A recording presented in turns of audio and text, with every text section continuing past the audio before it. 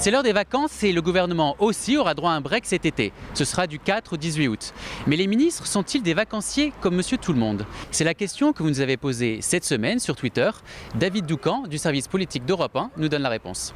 Non Laurent, les ministres ne sont pas des vacanciers comme les autres. Pour la bonne et simple raison qu'aujourd'hui, les vacances sont devenues, comme tout le reste finalement dans la vie politique, un objet de communication politique. Les ministres aujourd'hui sont obligés de communiquer sur leurs vacances. Combien de temps vont-ils partir? Où iront-ils? Que feront-ils? Certains vont même jusqu'à nous dire les livres qu'ils emportent avec eux pour se détendre. Pourquoi? Eh bien parce qu'à travers ces vacances des ministres, eh bien les ministres nous parlent d'eux, nous disent un petit peu plus qui ils sont. Quand par exemple François Rebsamen nous dit qu'il va aller faire de la plongée en Méditerranée, que nous dit-il? Il nous dit « Je suis un ministre expérimenté, moi je ne dois rien à personne, je suis un baron dans ma ville de Dijon et donc pendant les vacances je m'offre effectivement une semaine loin de tout et je vais faire de la plongée en Méditerranée. » Lorsqu'un Michel Sapin nous dit « Je vais pêcher au large de mon île », il nous dit je suis un type comme les autres.